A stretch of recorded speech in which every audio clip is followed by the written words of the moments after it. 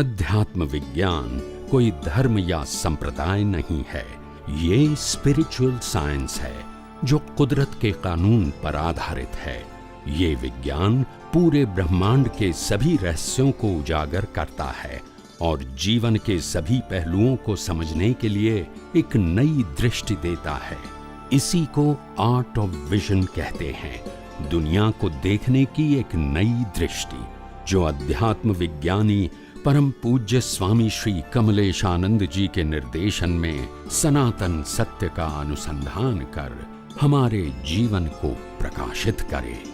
जय सच्चिदानंद। जय सच्चिदानंद।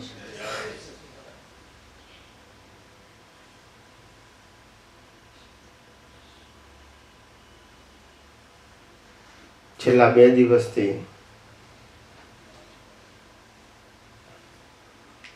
રાજકોટ મુકામે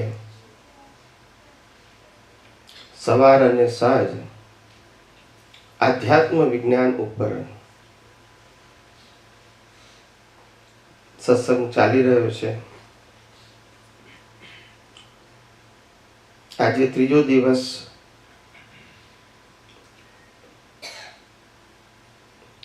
અને સવારનું સેશન આપણા બધા માટે એટલા માટે ઉપયોગી અને ઉપકારી છે। સામાન્ય રીતે કળિયુગની અંદર સત્સંગ માટે કોઈને સમય જલ્દી નીકળતો નથી, કારણ કે કર્મના હિસાબો એવા વીટીને લાયા છે કે પૈસા વાળો હોય તોય સમય ના હોય અને પૈસા ના હોય તોય સમય ના હોય, કુંવારો હોય તોય સમય ના હોય, એને પરણેલો હોય તોય, નોકરી કરતો હોય તોય સમય ના હોય ને ધંધો કરતો હોય તોય સમય। બોલો, બધા પોત પોતાના કર્મોની અંદર બીઝી છે। કેવા છે? ઘણા બધા લોકોને એવી પ્રેક્ટિસ હોય છે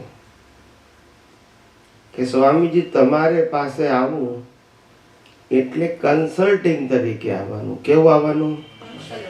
જેમ ડોક્ટર પાસે જઈએ, લોયર પાસે જઈએ, એન્જિનિયર પાસે જઈએ। ક્યારે જઈએ? રોજ રોજ જઈએ? બોલતા નથી। જરૂરત હોય એમ તમારી પાસે મુશ્કેલી આવે અને રસ્તો ના મળે તો આવીએ, ના સમજાય અને અમે ખાઈ પીને જલસા કરતા હોય તો તમારું કામ, બોલતા નથી।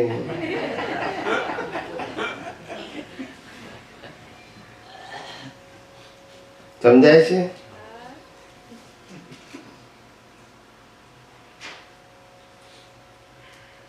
कबीर जी के दुख में सुमरन सब करे। शू के छे? दुख में सुमरन सब करे, सुख में करे न कोई।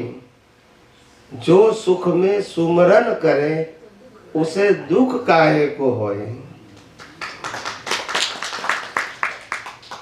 ख्याल आयो? અને આવી રીતે કન્સલ્ટન્ટ તરીકે ઉપયોગ કરતા હોય તો પછી કેટલો લાભ થાય? દ્રષ્ટિ બદલવી છે, જીવનનો હેતુ બદલવો છે, પુરુષાર્થ સાચો સમજવો છે અને પુરુષાર્થને સાર્થક કરવો છે। આ ધ્યેય સાથે વિજ્ઞાન સમજવા આવો તો કામ થાય। પાર્ટ ટાઈમ જોબ જેમ આવો તો કામ થાય? સમજાય છે? બહુ જ ઇમ્પોર્ટન્ટ વસ્તુ છે। કયા હેતુથી આવો છો, કયા આશયથી આવો છો, એ બહુ ઇમ્પોર્ટન્ટ છે। નથી આવતા એના કરતા આવો છો એ સારું છે, અને આવો છો ત્યારે આશય સાથે આવો તો સારું છે। શું કીધું? હા, બાકી ખુરશી અહીંયા છે ને તમે અહીંયા છો, પણ ખુરશીનો ઉદ્ધાર જો બધા હસવા પડે. એમ ખુરશીની જેમ આઈને બેસવા માટે જ આયા હોય તો પછી ખુરશીને તમે બે હરખા થઈ ગયા. ના એનો થાય કે ના તમારો થાય. સમજાય છે? આશય સાથે કે આપણે હેતુ શું છે. આવું અદ્ભુત વિજ્ઞાન જે આ કળિયુગમાં સામાન્યતઃ હોતું જ નથી. ધર્મ હોય, વિજ્ઞાન ના હોય. એવું આ વિજ્ઞાન તમને તમારા જ પુણ્યથી ઘેર બેઠા સહેજા સહેજ પ્રાપ્ત થયું છે. કેવું? હવે આપણે કામ કાઢી લેવાનું. પહેલા જમાનામાં તો ઋષિ મુનિઓને, સંતોને, યોગીઓને મળવા જવું હોય તો કેટલાય કિલોમીટરો ચાલીને જવાનું, જંગલોમાં જવાનું. ખાવા પીવા રહેવાની કોઈ સગવડ હોય? બોલતા નથી. એવા સંઘર્ષમાં પણ જ્ઞાન મેળવવા જતા હતા. યસ કે નો? ત્યારે ખબર પડતી હતી કે જ્ઞાની સાથે 1 કલાક બેસવાનું મહત્વ શું. સમજાય છે? કારણ કે કિંમત વસ્તુ એવી છે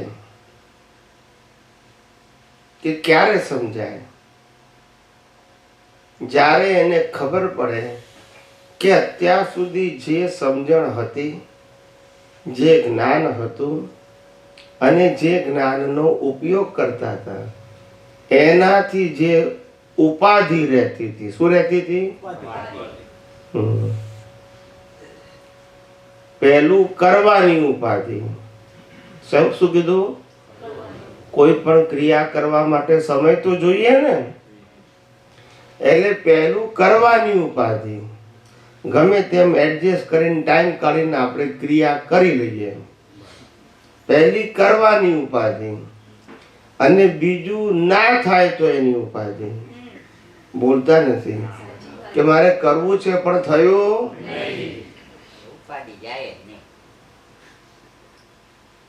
સમજાય છે? એટલે આવી દ્વિધામાં જીવતા હતા. અને એની અંદર પણ પાછું એક ભગવાનને, એક ગુરુને પકડ્યા હોય, પછી કોઈ કે અહીંયા સારું છે તો પાછા ત્યાં જઈએ, પછી કે અહીંયા સારું છે તો ત્યાં જઈએ. સમજાય છે? આપણને નથી ખબર પડતી કે આપણે કોની વાતને અનુસરીએ. એ ખબર પડતી બધી ઠેકાને હરખું જ લાગે છે. કેવું લાગે છે? સમજાય છે? કારણ કે આપણી પાસે સાચી સમજણ નથી. પહેલા ધોરણથી 12મા ધોરણ સુધી જેટલી ચોપડીઓ હોય એ બધી ચોપડીમાં કક્કો બારકડીથી બહારના શબ્દ ના હોય. બોલતા નથી. હા કે ના તો બોલો. અને 1 થી 9 સુધી અને 0 થી વધારે કોઈ આંક ના હોય. 1 થી 12 સુધીમાં. બોલતા નથી. કક્કો બારકડીથી બહારના શબ્દો નહીં. અને 1 થી 0 સુધીનો કોઈ આંક ના હોય. 1 થી 12 ધોરણ સુધીમાં. કે જુદું હોય? એમાંથી 12નું હોય? બોલો. સમજાય છે? એટલે કે કુદરતી રીતે વિકાસનો ક્રમ છે. આ તમને સમજાવવા માટે આ બોલું છું. વિકાસનો ક્રમ એ શબ્દોની માયાજાળ નથી. વિકાસનું કામ એ દ્રષ્ટિ અને સમજણનો માર્ગ છે. મેચ્યોરિટીનો માર્ગ છે. એ શબ્દનો માર્ગ નથી. એક જ શબ્દના મિનિંગ અલગ અલગ થાય. સમજાય છે? શબ્દ નવા ના હોય, શબ્દનો મિનિંગ, શબ્દની ઊંડાણ, ડીપનેસ જુદી જુદી સમજાય. એટલે ઘણા બધાને લાગતું હોય કે આ તો બધું આપણને ખબર છે, આ તો બધું આપણે સાંભળ્યું છે. કઈ ભાષામાં? શબ્દોની ભાષામાં. ખ્યાલ આવ્યો? પણ ઊંડાણ જુદું હોય, સમજણ પડે તો. સમજાય છે? અત્યાર સુધી તમે જે વાંચ્યું, જે સાંભળ્યું, જેને સાંભળ્યા, એ બધાએ મન વચન કાયાથી પુરુષાર્થ થાય, મન વચન કાયાની ક્રિયાથી પુરુષાર્થ થાય એવું જ ભણાય કર્યું. હા કે ના? ને વિજ્ઞાનમાં મન વચન કાયાની અવસ્થાને કુદરતી રચના કહેવામાં આવે છે, એટલે પુરુષાર્થ કહેવાતો નથી. આટલો તો ડિફરન્સ ખબર પડવો જોઈએ બુદ્ધિથી. બોલતા નથી. યસ કે નો? અત્યાર સુધી તમે કોઈને ગુરુ કે ભગવાન માન્યા, મનાવડાયા. યસ કે નો? કોઈ પણ જગ્યાએ ગયા, પણ ભગવાનને ગુરુ તો હોય જ. આપણે 2 દિવસથી કોઈ ભગવાનને ગુરુની સ્થાપના નથી કરી. કે તમારે અમને ભગવાન માનવાના, અમને ગુરુ માનવાના કીધું આપણે? આ ડિફરન્સ બતાવું છું. બધાને લાગે છે ને કે ડિફરન્સ શું છે એ બતાવું છું. ડિફરન્સ બતાવું છું કે આખી લાઈફમાં જે નથી કહેતો એ હું કહું છું, એ બતાવું છું. કારણ કે એના માટે દ્રષ્ટિ જે તમારી પાસે છે નહીં એટલે હરખું લાગે છે, એટલે મારે બતાવવું પડે છે કે જુદું શું છે. બોલતા નથી. અત્યાર સુધી જ્યાં પણ ગયા ત્યાં ક્રિયાને પુરુષાર્થ કીધો, અહીંયા કોઈ ક્રિયાની વાત નથી. આ ડિફરન્સ બતાવું છું.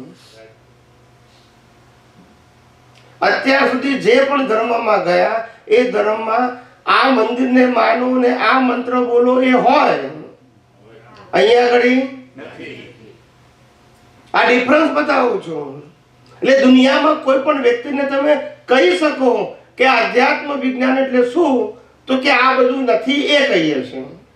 બોલતા નથી. તમે જે સાંભળ્યું ને માન્યું ને વાંચ્યું એ કહેતા નથી. કારણ કે લોકોને ખબર જ પડતી નથી. બધાને હરખું જ લાગે છે. સમજાય છે? કોઈ પણ ધર્મ એવો ના હોય કે જેમાં ભય સંજ્ઞા ના હોય. શું ના હોય? કારણ કે જ્યાં પાપ પુણ્યની વાત હોય ત્યાં ભય સંજ્ઞા હોય જ. શું કીધું? આમ કરશો તો આમ થઈ જશે, પડી જશો, નરકમાં જશો, ઠેકાણું પડશે. ભય સંજ્ઞા સાથે જ ધર્મ હોય. અને આ વિજ્ઞાનમાં ભીખ અને ભય ખલાસ થયા પછી શરૂઆત થાય. આ ડિફરન્સ બતાવું છું. તમે કોઈને 2 ધડક કહી શકો કે આધ્યાત્મ વિજ્ઞાન એટલે શું, કે તમે જે નથી સાંભળ્યું એ કહીએ છીએ, સાંભળ્યું એ કહેતા નથી. દુનિયાનો કોઈ પણ ધર્મ હશે, એની રજૂઆત કરવા પાછળ એ ધર્મની માલિકી તરીકે કોઈ વ્યક્તિ હશે કે આમને ધર્મની સ્થાપના કરી. આધ્યાત્મ વિજ્ઞાનનો સ્થાપક કોઈ નથી. સનાતન સત્ય જે હતું છે અને દુનિયાનો કોઈ પણ વ્યક્તિ આ વિજ્ઞાન સાંભળે, સમજે, ઉપયોગ કરી, અનુભવ કરે અને બીજાને કહેવાનો એને અધિકાર તરત જ પ્રાપ્ત થાય છે. કોઈની પરમિશનની જરૂર નથી. આ દુનિયામાં કોઈ ધર્મ વાળો એવું ના કે. બોલતા નથી. આ બધા ડિફરન્સ બતાયા. ના સમજાયું? કોઈ કહે છે કે ભાઈ આધ્યાત્મ વિજ્ઞાનમાં શું ડિફરન્સ છે? બધું એકનું એક જ છે. એવું નથી. આસમાન જમીનનો ફેર છે.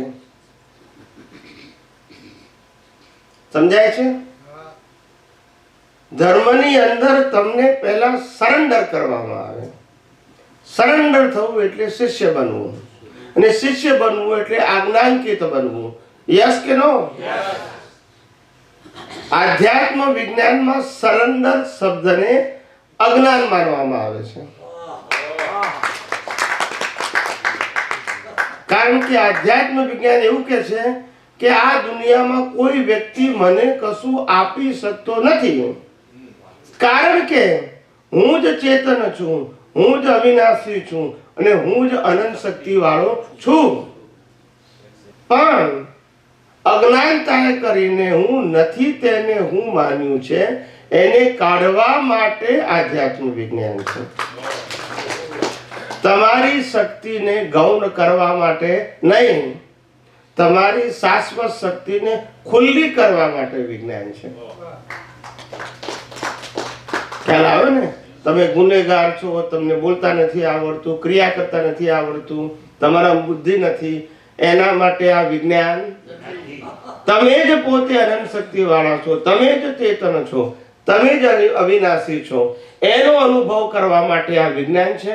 પણ એ અનુભવ કરવા માટે વચ્ચે જે અજ્ઞાન આવે છે, જે જ્ઞાનાવરણ દર્શનાવરણ ને મોહની રૂપે છે, એ અજ્ઞાનનો નાશ કરવા માટેનું આ વિજ્ઞાન છે. બાકી તમારી જે શક્તિ છે ખુલ્લી કરવા માટે છે, નવી ઉમેરવા માટે. માટે આધ્યાત્મ વિજ્ઞાનમાં કૃપા આશીર્વાદ શબ્દને સ્થાન નથી. આ બધા તફાવત બતાયા કે શું ડિફરન્સ છે. સમજાયું કે ના સમજાયું? કારણ કે તમને ખબર ના પડે, પણ આ બધું બોલવું એમાંથી તો ખબર પડશે ને હવે કે શું ડિફરન્સ છે. માટે આ અધ્યાત્મ વિજ્ઞાનને સામાન્ય વિજ્ઞાન ના માનશો, અથવા તો ધર્મ તરીકે એને ખપાવશો નહીં. આ એવું વિજ્ઞાન છે જે વિજ્ઞાન રામકૃષ્ણ મહાવીરે અનુભવેલું એ વિજ્ઞાન છે, અને અનેક મુક્ત પુરુષે અનુભવેલું છે તે વિજ્ઞાન છે. ચોપડીમાં લખેલું વિજ્ઞાન નથી, અનુભવેલું વિજ્ઞાન. અને તમારે પણ આ વિજ્ઞાનનો અનુભવ કરવાનો છે, વ્યક્તિનો કરવાનો, ક્રિયા કરીને કરવાનો, કે ક્રિયા બદલીને પણ કરવાનો, કે ક્રિયા કરતા હોય તો છોડીને પણ કરવાનો. સમજાય છે? એટલે ઘણા માણસની એવી ભ્રાંતિ ઉત્પન્ન થઈ જાય છે કે સ્વામીજી તો ક્રિયા કરવાની ના પાડે છે. શું કે છે? હવે મેં અનેક વખત સત્સંગમાં કીધું છે કે મન વચન કાયા અને તેની અવસ્થા એ આધ્યાત્મ વિજ્ઞાનનો વિષય. પછી ક્રિયા કરવી ના કરવી વિષય આવે? કારણ કે આધ્યાત્મ વિજ્ઞાન કહે છે મન વચન કાયાની જન્મથી મોત સુધીની બધી જ અવસ્થા કુદરતી રચના છે. માટે તમારે શું કરવું, તમારે શું ના કરવું એ આધ્યાત્મ વિજ્ઞાનનો વિષય. કુદરત જે કરાવે એ કરવું પડશે. પછી રામ હશો, કૃષ્ણ હશો કે મહાવીર હશો. યસ કે નો? હવે કુદરત કરાવે એમાં મારે કઈ કહેવાની જરૂર ખરી કે તમે આમ કરો ના કરો? માટે અહીંયા ક્રિયાને પુરુષાર્થ માનવામાં આવતો નથી, પણ ક્રિયા જે કોઈ પણ કરે છે એ ફરજિયાત છે. પુરુષાર્થ પણ પુરુષાર્થ માની બેઠા છે, એ અજ્ઞાન છે. ક્રિયા કરે છે એ અજ્ઞાન નથી, ક્રિયાને પુરુષાર્થ માને છે એ અજ્ઞાન છે. ક્રિયા તો કુદરતી રચના છે, પણ એને હું કરું છું પુરુષાર્થ રૂપે, એ શું છે? અજ્ઞાન છે. એ અજ્ઞાન કાઢવા માટે વિજ્ઞાન છે. ક્રિયા કરવી ના કરવી એના માટે વિજ્ઞાન. એટલે અનાદિકાળથી જીવો બચારા ફસાયેલા છે. અને અમને 100% વિશ્વાસ છે કે આ વિજ્ઞાન વિશ્વની અંદર એટલું જબરજસ્ત ફેલાવાનું છે અને લોકો આ વિજ્ઞાનને સમજવા માટે ભવિષ્યમાં તલપાપડ થશે કે કોની પાસે આ વિજ્ઞાન છે. ખ્યાલ આવે? એને ખોળશે, કારણ કે આ યુનિક અને અજોડ વિજ્ઞાન છે. વિજ્ઞાન ક્યારે બે પ્રકારના, સર્વકાળ માટે એક જ સરખું વિજ્ઞાન હોય. સમજાવનારા અલગ અલગ હોઈ શકે પણ સાયન્સ તો શ્રીમદ રાજચંદ્રજીએ કહ્યું ત્રણેય કાળમાં એક જ હોય પરમાર્થનો પંથ, પામે તે પરમાર્થને નિજ પદનો લે લક્ષ. ત્રણેય કાળમાં એક જ હોય પરમાર્થનો પંથ. વ્યવહારના પંથો, ધર્મના પંથો અલગ અલગ હોઈ શકે, પરમાર્થના પંથ અલગ અલગ એક જ હોય. કદાચ કહેવાની રીત જુદી હોય, દાખલા જુદા હોય, પણ સિદ્ધાંત તો તેનો 24 તીર્થંકરોએ આ જ વિજ્ઞાનની વાત કરી, પણ જે તે કાળને આધીન કરે. શબ્દ જુદા, દાખલા જુદા, સિદ્ધાંત એટલે પરમાર્થનો પંથ બદલાય. સમજાય છે? તે એક મહાશયે પૂછ્યું હતું કે સ્વામીજી, કાળને આધીન વાણી બદલાય એનું કારણ શું? તો મેં કીધું 25 વર્ષ પહેલા કે 30 વર્ષ પહેલા સાધુ સંતો એવું ના કે મોબાઈલ એ વ્યસન છે, એવું નતા બોલતા. અત્યારે બોલે છે. એ કાળને આધીન વાણી બોલતા નથી. હા કે ના તો બોલો. જેવો રોગ એવી રોગ જ ના હોય, દવાની જરૂર છે. ખ્યાલ આવ્યો? આ કોવિડ આયા તો તમે ઘરમાં રહેવાની ટેવ પાડી ને, ના આયા હોય તો ઘર વાળા કે આખો દિવસ શું ઘર પકડીને જેમ ઘરમાં બેઠા તો જાઓ બહાર, કે ના કે? પણ કોવિડમાં કે બહાર જાઓ તો ટાટીઓ ભાગી નાખે છે, કારણ કે તમે જાઓ ને રોગ લેતા આવો પાછો. સાચી વાત કે નહીં? એટલે સમય આધીન વાણી હોય. કેવી હોય? સમય આધીન વાણી હોય, એટલે એને કાળને આધીન કહેવાય. મૂળ આશા એક જ છે. એટલે પ્રત્યેક વિજ્ઞાનીઓની જે વાણી છે એ એક જ સરખી હોય, મીન્સ એક જ સિદ્ધાંત વાળી હોય. રજૂઆત અને દાખલા કાળને આધીન હોય.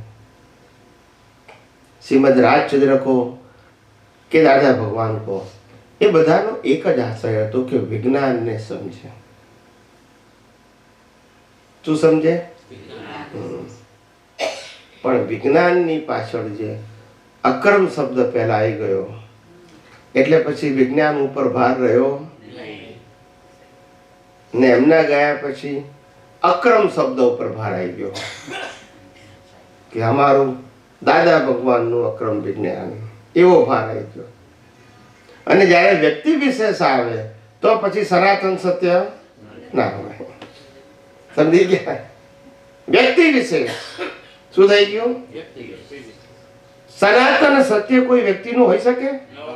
વ્યક્તિ વ્યક્ત કરી શકે, વ્યક્તિ ક્રિએટર, પણ તમે ક્રિએટર તરીકે બતાવ્યું એટલે પછી રિલેટિવ સત્ય થઈ ગયું, સાંપ્રદાયિક સત્ય થઈ ગયું. પછી અમારું તમારું થઈ ગયું. પણ તમે સનાતન સત્યની વાત કરો તો અમારું તમારું આવે નહીં. એટલે ધીમે ધીમે શ્રીમદ રાજચંદ્રનો પણ જે આશય વિજ્ઞાન કહેવાનો હતો,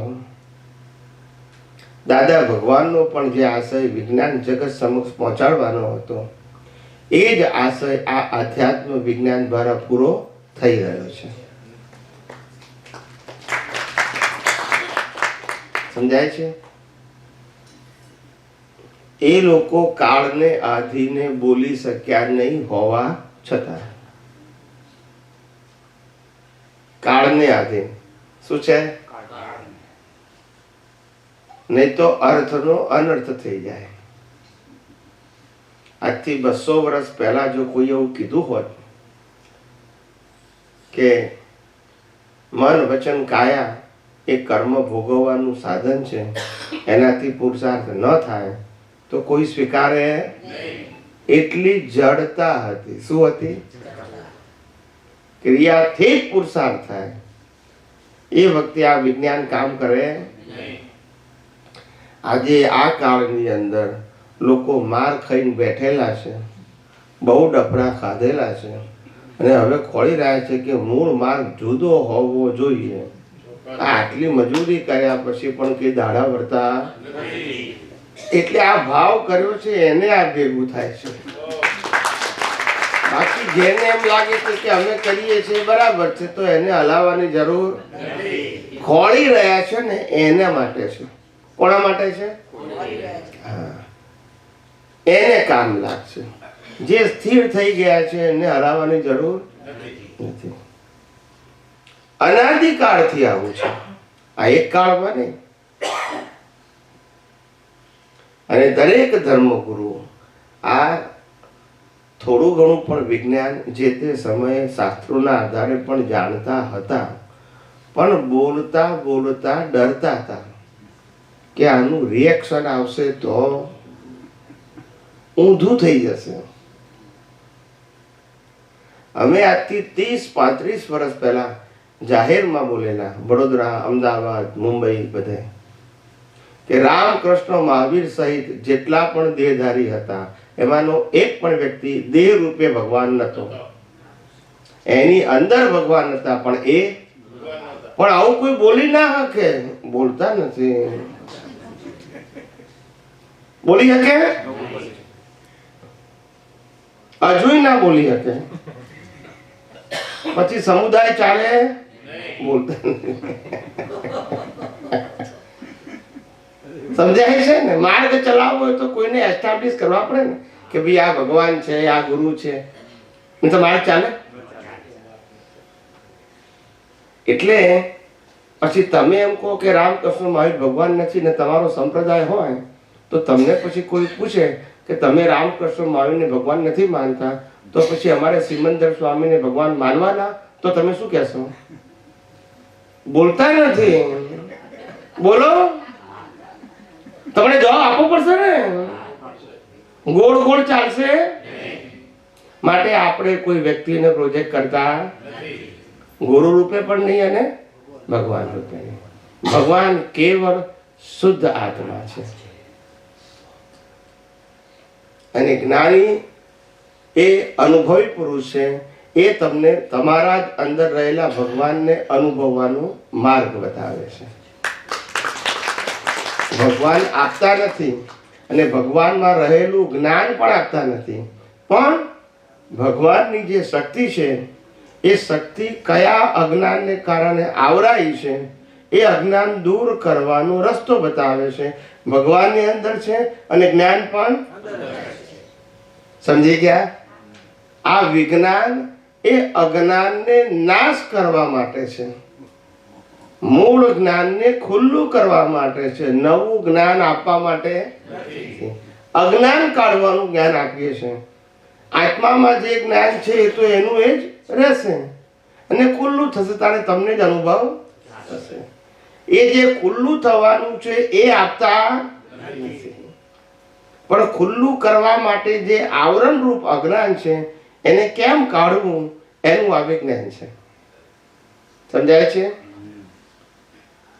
જે તમારું જ્ઞાન નથી, જે તમારું સ્વરૂપ નથી અને જે તમારો ભોગવટો નથી, જે તમારી માલિકી નથી, જે તમારા જન્મ જીવન ને મૃત્યુ નથી, પણ આ બધું ભ્રાંતિને કારણે મારું હતું એવું માનતા હતા, એ કાઢવાનો માર્ગ બતાવીએ છે. આત્મા તો એની જગ્યાએ છે અને પાછો અનંત જ્ઞાન વાળો છે જ, એને બનાવવાનો. સમજાય છે? અનાદિકાળથી આ જ ભ્રાંતિ ચાલે છે. કળિયુગમાં શું કીધું? અને પછી સાચી વાતો સનાતન રૂપે બહાર ન આવે ત્યારે એ બધી વાતો રિલેટિવ સત્ય રૂપે બહાર આવે. કયા સત્ય રૂપે? અને રિલેટિવ સત્ય પછી સાંપ્રદાયિક સત્યમાં ટ્રાન્સફર થઈ જાય. પછી એકબીજા માને. સમજાય છે? અને સાંપ્રદાયિક સત્યની સ્થાપના થઈ ગઈ અને લોકો માનતા થઈ ગયા પછી એને સનાતન સત્ય શું છે ખબર પડે. પછી પાપ પુણ્ય ને પ્રાયશ્ચિતના ચક્કરમાં ફર્યા કરે, એમાંથી બહાર નીકળે. પાપ પુણ્ય ને પ્રાયશ્ચિત અને ચારે ગતિમાં ફર્યા કરે. જ્ઞાનીનો બોલક. હા, તેલ નીકળે પણ પીવાય નહીં. બસ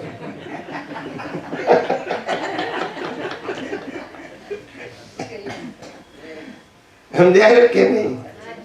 તેલ નીકળે પીવાય નહીં. આપણે એવું છે. અનાદિકાળથી આવું ચાલે છે.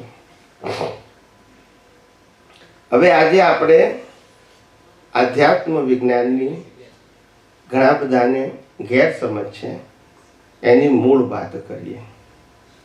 ઘણા બધાને હજુ ખબર પડતી નથી કે આત્મા શું છે, પ્રકૃતિ એટલે કે મન વચન કાયા શું છે, અને પુરુષાર્થ કરનારો પ્રતિષ્ઠિત આત્મા એ શું છે. આ ત્રણ વસ્તુ જુદી છે. ત્રણ વસ્તુનું અસ્તિત્વ જુદું છે. ત્રણેય વસ્તુનો સ્વભાવ જુદો છે અને ક્યારે એક મેવમાં ભેગા થતા નથી.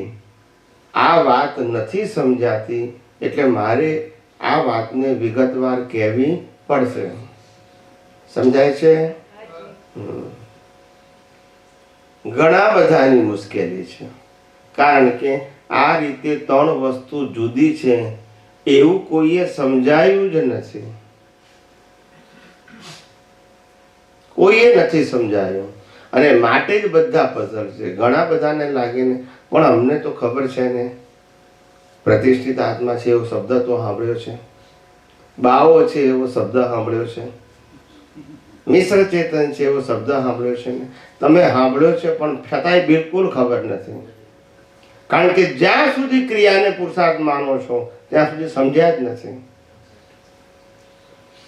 જો સમજ્યા હોય તો પ્રકૃતિનો રોલ જુદો છે, પ્રતિષ્ઠિત આત્માનો જુદો છે, આત્માનો જુદો છે. ત્રણેયના સ્વભાવ જુદા, અસ્તિત્વ જુદા, રોલ જુદા, એકબીજામાં ભેગા થતા નથી. એટલે તમે શબ્દથી જાણો છો એનો મર્મ ખબર ને શબ્દથી પણ એટલા માટે જાણો છો કારણ કે દાદા ભગવાન બોલ્યા છે.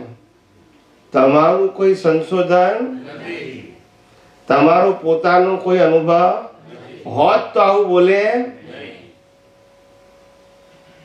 એટલે ત્રણ વસ્તુ સમજાવું છું: પ્રકૃતિ, પ્રતિષ્ઠિત આત્મા અને પરમાત્મા. સમજાયું? પ્રકૃતિ, પ્રતિષ્ઠિત આત્મા અને પરમાત્મા. પ્રકૃતિ એટલે મન વચન કાયા અને તેની અવસ્થા. પ્રતિષ્ઠિત આત્મા એટલે નવા કર્મ બાંધનારો અથવા તો પુરુષાર્થ કરનારો. અને આત્મા એટલે કે કેટાલિસ્ટ, એની હાજરી. એ કર્મ બાંધે નહીં અને કર્મ ભોગવે પણ નહીં, પણ એની હાજરી વગર કર્મ બંધાય પણ નહીં અને ભોગવાય પણ નહીં. એ આત્મા. સમજાય છે? આ ત્રણ વસ્તુને વિગતવાર સમજાવું છું. સૌથી પહેલી વસ્તુ છે શરીર, કે જે આપણે નિરંતર જોઈ રહ્યા છે, અનુભવી રહ્યા છે. આ શરીર એ કુદરતે આપેલું કર્મ ભોગવવાનું સાધન માત્ર છે. કુદરતે આપેલું કર્મ ભોગવવાનું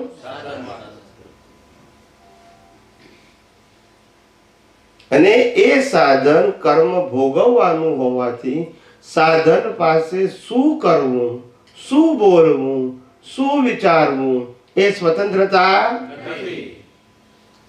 જેમ ટીવી પાસે સ્વતંત્રતા નથી, મોબાઈલ પાસે નથી, એમ આ મન વચન કાયા પાસે પણ નથી. સમજી ગયા?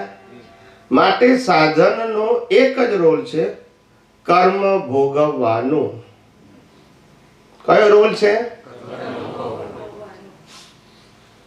પુરુષાર્થ કરવો એ એનો રોલ.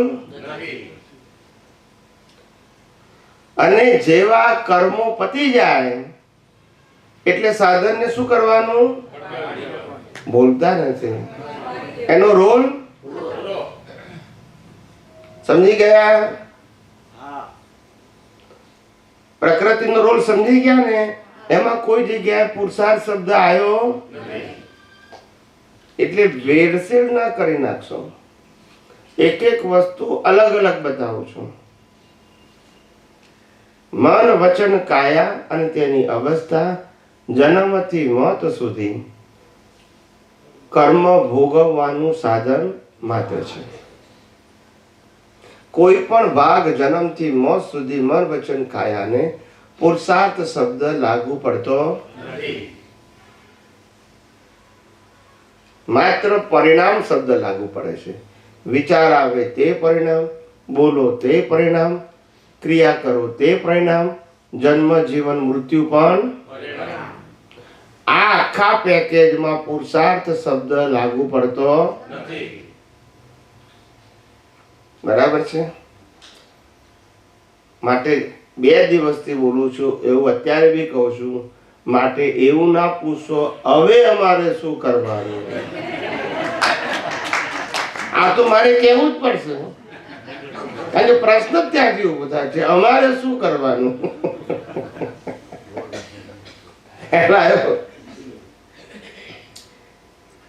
એટલે પ્રકૃતિનું કામ ક્રિયા કરવાનું છે અને કુદરતી રચના છે આપણા આધીન.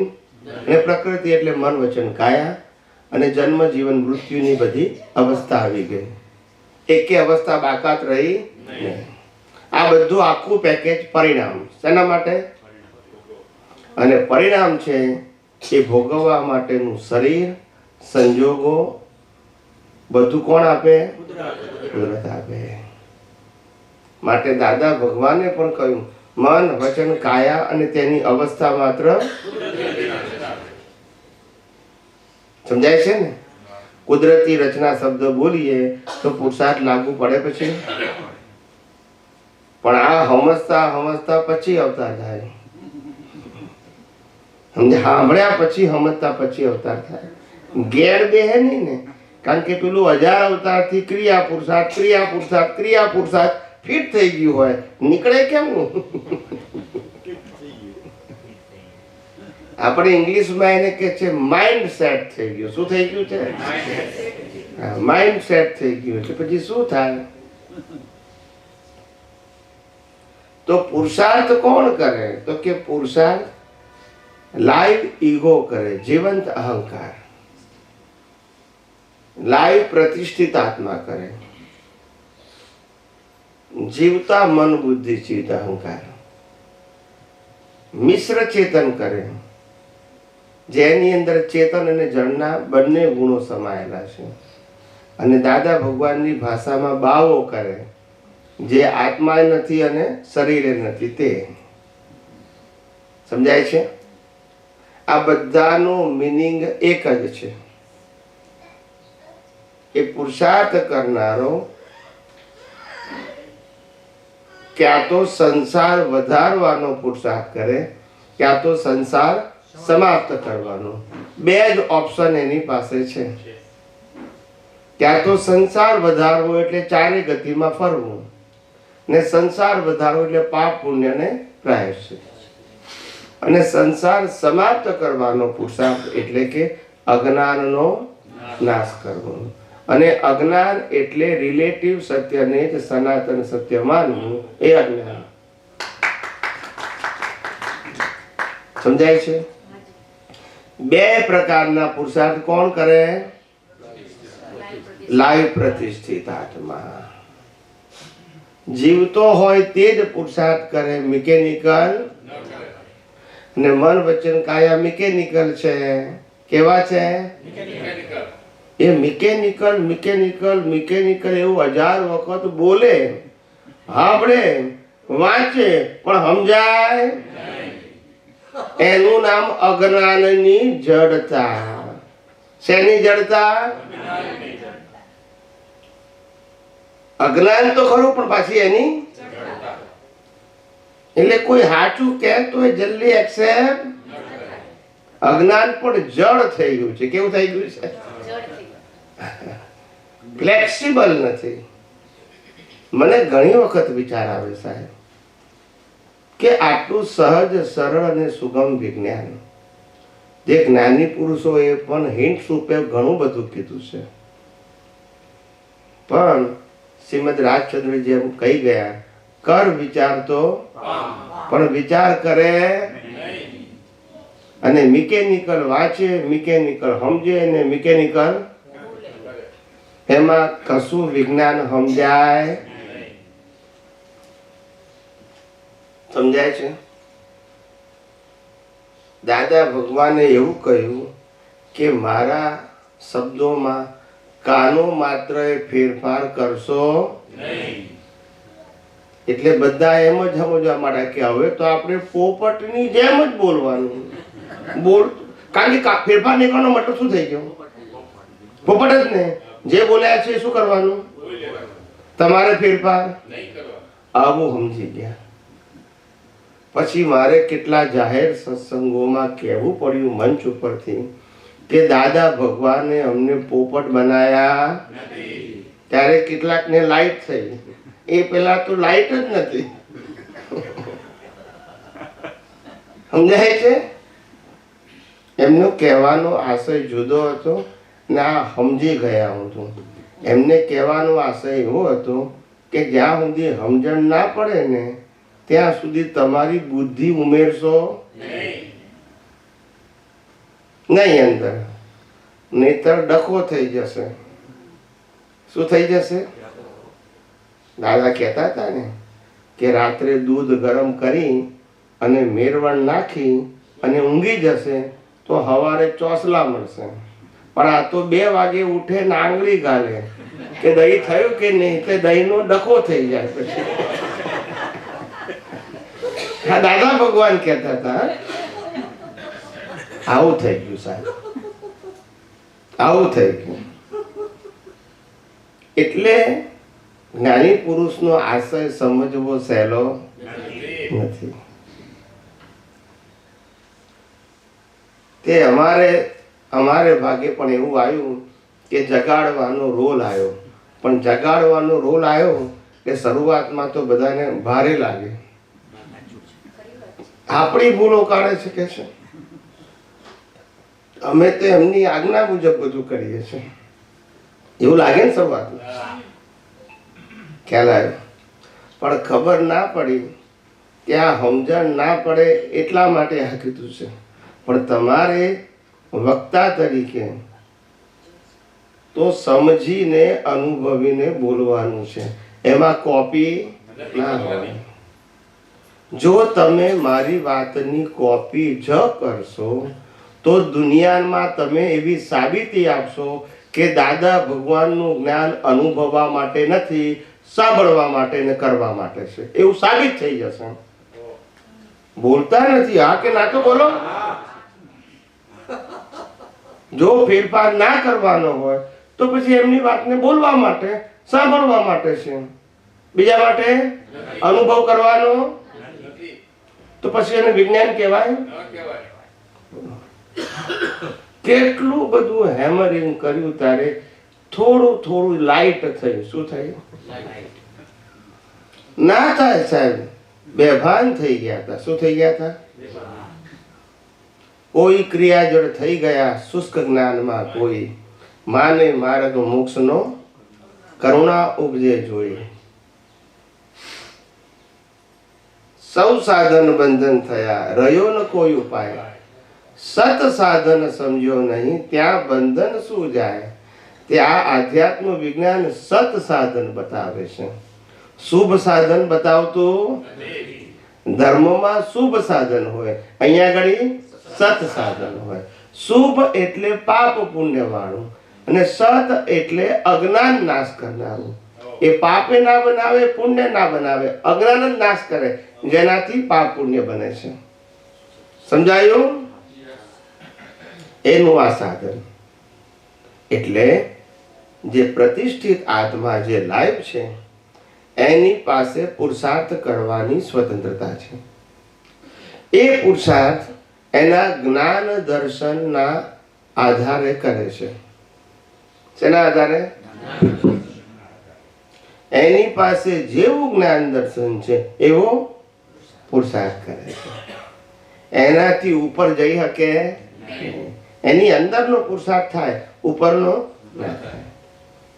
અને આગળ વધવું હોય તો એને જ્ઞાન દર્શનનું ડેવલપમેન્ટ વધારવું પડે, તો પછી એના પુરુષાર્થની રેન્જ પણ વધતી જાય. સમજાય છે? પુરુષાર્થની રેન્જ એટલે શું? તો કે 5મું ધોરણમાં પાસ થયેલો છોકરો 1 થી 5 ધોરણના પ્રશ્નોના જવાબ આપી શકે, પણ 6ઠા ધોરણના એ રેન્જ કહેવાય. પણ 10મું ભણ્યો હોય 1 થી 10 ના જવાબ આપી શકે તો એ રેન્જ કહેવાય. સમજી ગયા? એવું 12મા ધોરણ સુધી પાસ થયો તો 1 થી 12 સુધી ના આપે, એ રેન્જ કહેવાય. એને આધ્યાત્મમાં ડેવલપમેન્ટ કહે છે. શું કહે છે? જેમ જેમ ડેવલપમેન્ટ વધે એમ એનો પુરુષાર્થની રેન્જ પણ વધતી જાય. જેમ ડેવલપમેન્ટ ઓછું એમ પુરુષાર્થની રેડિયસ પણ નાની હોય. સમજાયું? એટલે આ લાઈવ પ્રતિષ્ઠિત આત્મા એટલે મન, બુદ્ધિ, ચિત્ત અને અહંકાર. શું છે? આ 4 વસ્તુનું એક નામ અંતસ્કરણ. જય સચ્ચિદાનંદ. એટલે પ્રતિષ્ઠિત આત્માનું કામ પુરુષાર્થ કરવાનું છે, અને એ પુરુષાર્થ એના જ્ઞાન દર્શન પ્રમાણે કરે છે.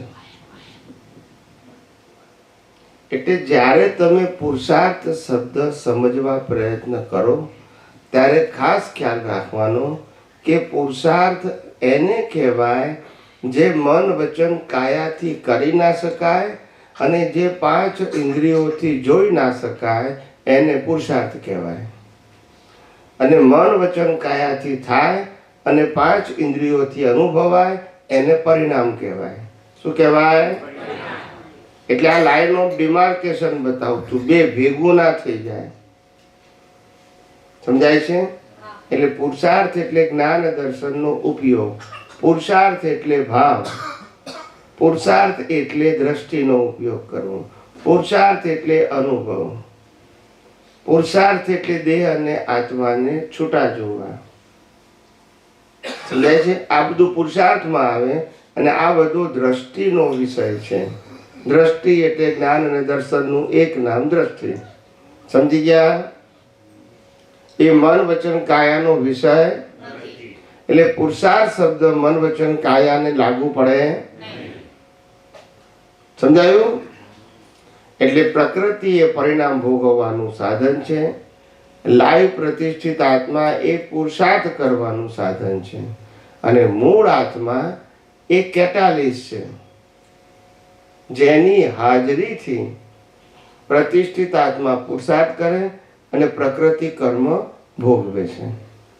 અને જે દિવસે આત્મા શરીરમાંથી નીકળી જાય પછી પરિણામે ના હોય અને પુરુષાર્થે ના હોય. સમજી ગયા કે નહીં? સમજી ગયા ને?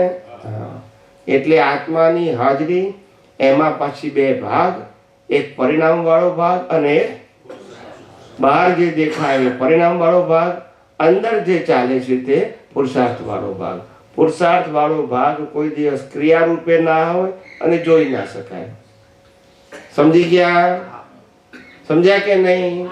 પુરુષાર્થ વાળા ભાગમાં મન, વચન, કાયાની ક્રિયા ના હોય અને એ ઇન્દ્રિયોથી જોઈ શકાય, એને પુરુષાર્થ કહેવાય. અને ઇન્દ્રિયોથી જોઈ શકાય, અનુભવી શકાય, કરી શકાય એ બધું પરિણામ. સમજી ગયા? એટલે ભેળસેળ થાય.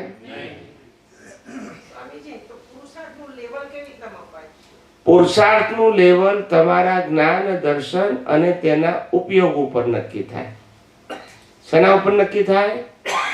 જેમ ભગવાન મહાવીરને કેવળ જ્ઞાન હતું એના જ્ઞાન દર્શન ઉપર નક્કી થાય, એના મન, વચન, કાયા ઉપર કે મન વચન કાયની અવસ્થા ઉપર કે કાનમાં ખીલા ઠોકાયા, સાપે ડંસ દીધો, 42 વર્ષ જંગલમાં રહ્યા, એના કારણે નક્કી થાય પુરુષાર્થ એમનો? એટલે કીધું કે પુરુષાર્થ દેખાય અને જે દેખાય એ પરિણામ હોય પુરુષાર્થ, ને આખું જગત પરિણામને પુરુષાર્થ માને છે. એ તો ભ્રાંતિ છે. આખું જગત ગુંચાયું છે. માઇક આપો. હા, બેસન બોલો વાંધો નહીં. ના, એટલે જે પુરુષાર્થ કરવાનો જે આપણે ભાગ કહો છો એ ઇન્ડિવિજ્યુઅલ, સપોઝ માય સેલ્ફ, એને કઈ રીતના મારે માપી શકાય કે મારો પુરુષાર્થ હું હું નહીં થાય છે? સમજી ગયો? એટલે એનું લેવલ કઈ રીતના ઇન્ડિવિજ્યુઅલ જાણી શકે કે હું આ કક્ષાએ ડેવલપમેન્ટમાં હું આગળ વધી રહી છું? આપણું જ્ઞાન દર્શન મન વચન કાયા તેની અવસ્થા અને 5 જ્ઞાનેન્દ્રિયોથી અનુભવાતી સમગ્ર સૃષ્ટિને કેટલી કુદરતી રચના જોઈ શકે છે, કેટલા સંજોગોને. એમાં 2 વસ્તુ કીધું મેં, મન વચન કાયા અને તેની અવસ્થા. આ પહેલો એકડો બગડો, આ 5 ઇન્દ્રિય દેખાતી સમગ્ર સૃષ્ટિ, 2 વસ્તુ આવી ગઈ. એમાં તમે કેટલી અવસ્થાને કુદરતી રચના જોઈ શકો છો, એ તમારું ડેવલપમેન્ટ.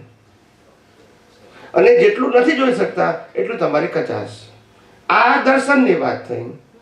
અને જ્ઞાનમાં તમે આ બધી જ મન વચન કાયાની અવસ્થા અને કુદરતી અવસ્થાઓમાં તમે કેટલા શુદ્ધાત્મા પદમાં રહી શક્યા એ તમારું જ્ઞાન. ના રહી શક્યા એટલું તમારી કચાશ. એ તમને જ ખબર પડે કે હું સમ્યક જ્ઞાન સમ્યક દર્શનમાં કેટલા રહ્યા. એ ઇન્ટરનલ મેટર છે. કુદરતી રચના ન દેખાય એ તમારી ભૂલ છે. પછી ભલે શુભ દેખાય કે અશુભ દેખાય, એ રિલેટિવ સત્યમાં આવ્યું. પણ શુદ્ધનો મતલબ કુદરતી રચના, અને શુભાશુભનો મતલબ ક્યાં તો પુણ્ય વાળું દેખાયું ક્યાં તો પાપ વાળું. લાભ નુકસાન એ બધું પાપ પુણ્ય કહેવાય. અને શુદ્ધમાં લાભ નુકસાન ના હોય. જેમ છે તેમ એનું નામ કુદરતી રચના. સમજાય? એ તમારા ઉપર, તમારા પુરુષાર્થ ઉપર આધારિત છે. ઓફકોર્સ, સવાલ જ નથી. તમને પોતાને જ ખબર પડે ને, તમને પોતાને જ ખબર પડે કે મારું જ્ઞાન દર્શન દિવસ દરમિયાન કેટલું મન વચન કાયાની અવસ્થા અને ઇન્દ્રિયોથી દેખાતી દુનિયાને કુદરતી રચના છે પણ જોઈ શકે છે. એ પુરુષાર્થ છે, એ તમારી સમજણ છે, અને જોઈ શકે એ તમારો પુરુષાર્થ છે. પણ આફ્ટર ઓલ જ્યારે અમુક સમય પછી એ વધ્યું કે ઘટ્યું ના હોય, ઘટે તો નહીં ડેવલપમેન્ટ આપના કેવા પ્રકાર વધ્યું હોય એની આપણે કઈ રીતના, એટલે વધારે સમયમાં તમે કુદરતી રચના જોઈ શકો તો એ વધ્યું છે. એ તો બરાબર, પણ વધ્યું કેટલું એનું માપ કે એવું રીતના નહીં એવું નોટ માપ, પણ તમને ખબર પડે કે હવે હું વધારે અવસ્થાઓને કુદરતી રચના જોઈ શકું છું. That's your individual strength and your individual experience. અંતઃકરણથી એ તમારું જજમેન્ટ આવે. યસ. બીજો ના કહી શકે. એટલે એક બાજુ જ્ઞાન છે, બીજી બાજુ દર્શન છે. એટલે મેં તમને બધાને ખાસ કીધું છે કે અત્યારે જ્ઞાનને માત્ર લક્ષમાં જ રાખજો, ઊંડા ઉતરશો નહીં. પણ અત્યારે દર્શન શુદ્ધિમાં લાગી જાઓ. દર્શન વગર જ્ઞાન નથી આવતું. એટલે દર્શનને વધારે ભાર મૂકી તો કારણ કે એ તો આપણા માટે આવરણ છે. આત્મા આવરણ નથી. આત્મા આપણે પોતે છે, પણ એને અનુભવવા ન થવા દેવું એનું નામ મિથ્યા જ્ઞાન, મિથ્યા દર્શન ને મૌલિ કર્મ. એને ઇરેઝ કરો, ધેટ ઇઝ ઇમ્પોર્ટન્ટ. એટલે ફૂલ્લી જ્યારે દર્શન થશે ત્યારે જ્ઞાનનું બીજ પછી જ્ઞાનની વેલ્યુ હવે સમજી ગયા. અત્યારે લક્ષમાં રાખો કે હું ચેતન છું, અવિનાશી છું ને અનંત શક્તિ વાળો છું. આ હું છું, એટલે હું છું એમાં મારે કશું કરવાનું નથી, પણ મારે અનુભવવું છે. તો ક્યારે થશે કે આ મિથ્યા જ્ઞાન, મિથ્યા દર્શન, મૌન્ય કર્મ ગયા વગર એનો અનુભવ થશે નહીં. એની માળા ગણવાથી અનુભવ નહીં થાય. આવરણ હટવા જોઈએ. એટલે જ્યારે કોઈ પણ સંજોગ આવે એ વખતે અંદરથી આપણે એ બે સેટ કરી નાખવું પડે. યસ, કે ભાઈ આ હું નથી અને હું છું. બસ. અને હું નથી તો એ કોનું છે? તો કે કુદરતી રચના. કુદરતી કાનૂન અને કુદરતી રચના. ટૂંકમાં કુદરતી રચના જુઓ છો તો એમાં તમને ખ્યાલ આવવો જોઈએ કે કુદરત અને કુદરતી કાનૂન ઇન્ક્લુડ છે, બરાબર. એના વિના રચના હોય નહીં. એટલે દરેક છે ને, અથવા આપણે એમ કહીએ કે દરેક સમયે સંજોગો પ્રમાણે તમારે ગોઠવણ કરી જ રાખવી પડે, જેથી તમે આમાં આગળ વધી શકાય. બરાબર. યસ. અને તીર્થંકર ભગવંતોએ પણ કહ્યું અને જ્ઞાની ભગવંતોએ કહ્યું કે રાઈ માત્ર વધન ગટ દેખ્યા કેવળ જ્ઞાન. આ કેવળ જ્ઞાનમાં જોઈને કહે છે કે આ દુનિયામાં રાઈ માત્ર વધઘટ થતી નથી. ઇટ મીન્સ તત્વ રૂપે પ્લસ માઇનસ થતું નથી. અવસ્થા રૂપે સર્જન વિસર્જન થાય છે. માટે એમાં રાગ દ્વેષ કરવું એ તો મોહ છે, એને પ્રાપ્તિ નુકસાન માનવું એ તો અજ્ઞાનતા છે. ખરેખર આ દુનિયામાં કોઈ પણ જીવને કશું પ્રાપ્ત થતું નથી, કશું ગુમાવવાનું નથી, પણ અજ્ઞાનતાને કારણે પ્રાપ્તિ અને ગુમાવવાનું લાગે છે ને એ જ ભ્રાંતિથી અનંત અવતારથી જીવી રહ્યો છે. નથી પ્રાપ્ત કરવાનું, નથી ગુમાવવાનું. પ્રાપ્ત થાય તોય કુદરતનું અને જતું રહે તોય કુદરતનું, અને જેને મળે છે એ પણ કુદરતનું. કોઈ જગ્યાએ આપણું અસ્તિત્વ, પણ દુનિયા કેવી ભ્રાંતિથી ચાલે છે. શરીરે આપણું નહીં, સંજોગો આપણે નહીં, આવે તોય આપણે નહીં, જાય તોય આપણે નહીં, જન્મે તોય આપણે નહીં, જીવીએ તોય આપણે નહીં, મરી જઈએ તોય આપણે નહીં, છતાં પણ એની માયા જાળમાંથી બહાર નીકળતા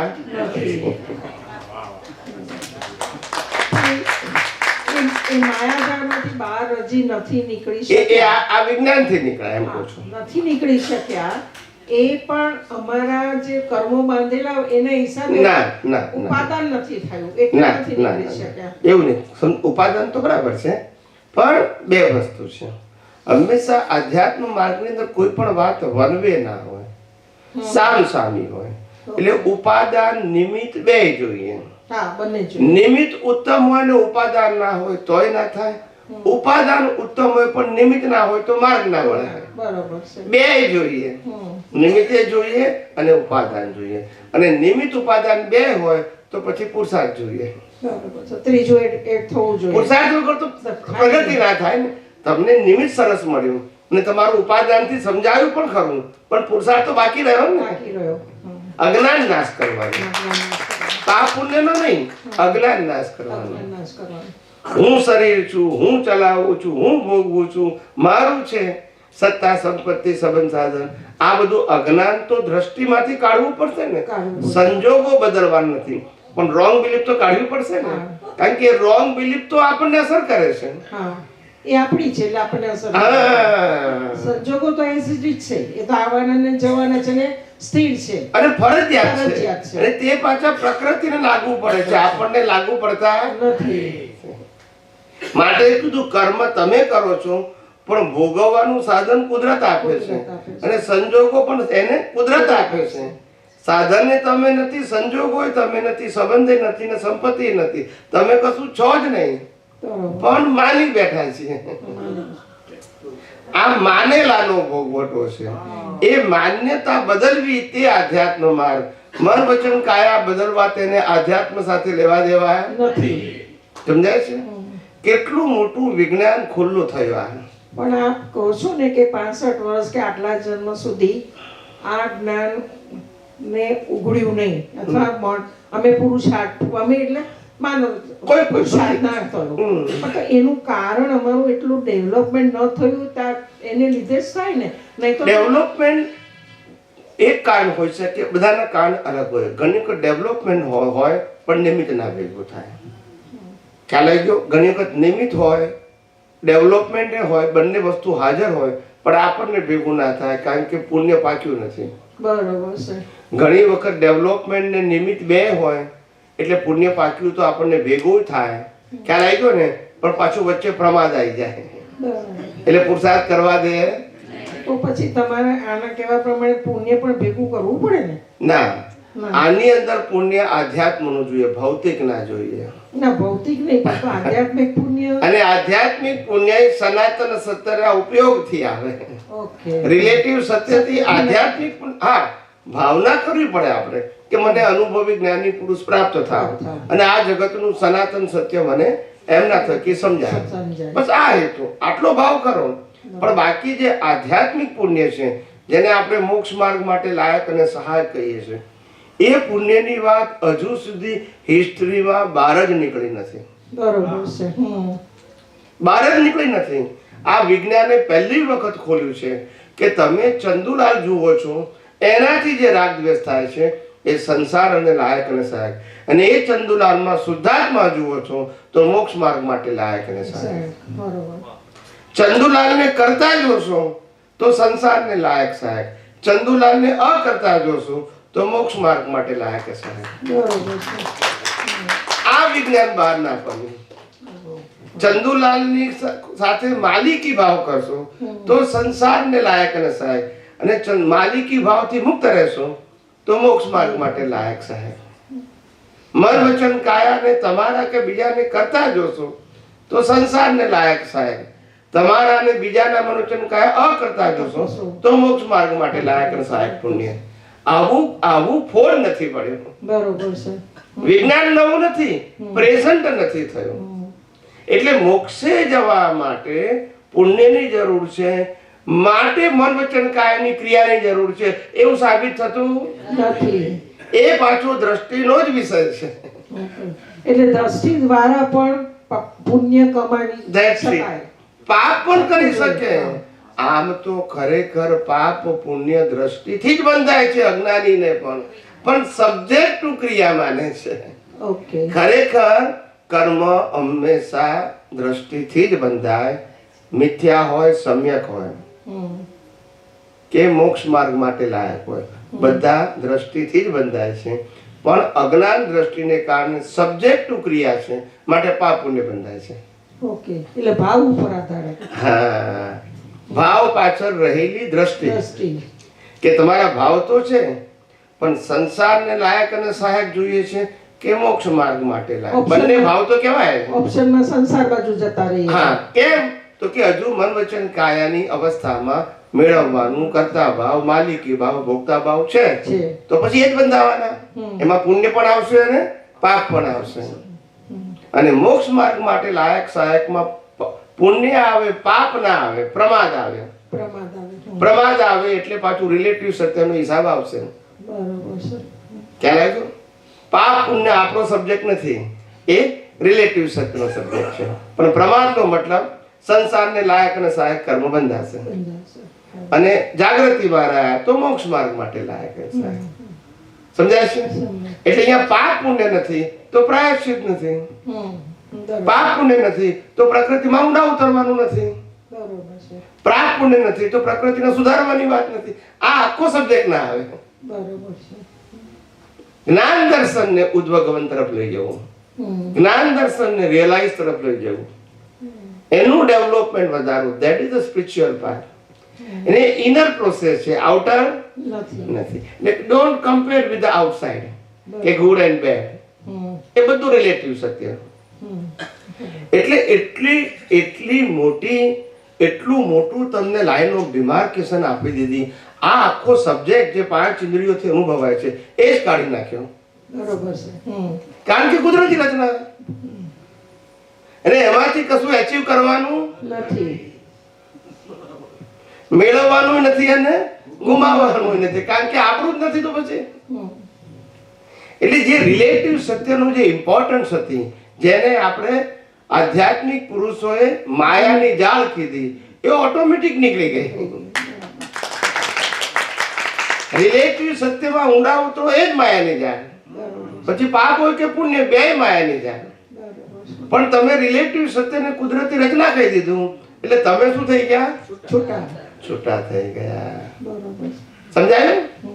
એટલે એ અવસ્થાને કુદરતી રચના શબ્દો દ્વારા કે ભાવના દ્વારા બોલવાથી એ છૂટું પડી જાય? ના, જાગૃતિ સમજવું કે શબ્દ એટલે એક માધ્યમ છે એક્સપ્લેન કરવાનું અથવા સમજવાનું, પણ જાગૃતિથી દ્રષ્ટિના જ્ઞાન દર્શનથી ઉપયોગ કરવો એ આપણો પુરુષાર્થ છે.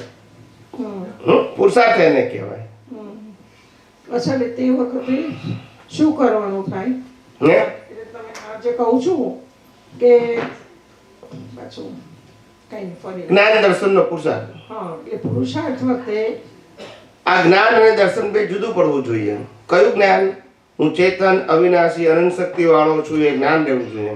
અને મારા સિવાય બાકી બધું કુદરતી રચના એ દર્શનમાં રહેવું જોઈએ. એક્ઝામ્પલ તરીકે માનો સપોઝ કશી એક વસ્તુ સામે દાખલા તરીકે અત્યારે હું સત્સંગ કરું છું, બરોબર, બરાબર છે, તો મારી જાગૃતિમાં રહેવું જોઈએ કે હું મન વચન કાયા અને તેની અવસ્થાથી મુક્ત એવો ચેતન અવિનાશી અને અનંત શક્તિ વાળો એવો શુદ્ધ આત્મા છું. આ મારું જ્ઞાન હોવું જોઈએ. અને દર્શનમાં શું હોવું જોઈએ કે મન વચન કાયા અને તેની અવસ્થા અને 5 જ્ઞાનેન્દ્રિયોથી અનુભવાતી સૃષ્ટિ એ કુદરતી રચના છે. આ જાગૃતિ જ્ઞાન દર્શન રૂપે હોવી જોઈએ. ક્રિયા શું છે ઇમ્પોર્ટન્ટ નથી. પણ સ્વામીજી ક્રિયા ને બધું ક્ષણે ક્ષણે બધું બદલાતું જ જાય, ભલે ન બદલાય, એટલે દરેક વખતે આ સ્ટેપ ને આપણે આગળ મૂકી અથવા તો ભાવના ભાવીને આગળ વધવું પડે કે એટ એ ટાઈમ જાગૃતિની જરૂર છે. પ્રશ્ન એ નથી કે તમે ટ્રેનમાં 1000 કિલોમીટર અંતર કાપો છો અને બારી પાસે બેઠા છો અને બધું દેખાય છે એટલે તમને રાગદ્વેષ થાય છે, એવું જરૂરી નથી. પણ પાસ તો થઈ રહ્યું છે. બરોબર. હવે જ્યાં તમે રાગથી એટેચ થઈ ગયા એટલો રાગ થયો અને દ્વેષથી એટેચ થયા એટલું દ્વેષ થયો, અને જ્યાં રાગ દ્વેષથી એટેચ ના થયું એટલે બાયપાસ થઈ ગયું.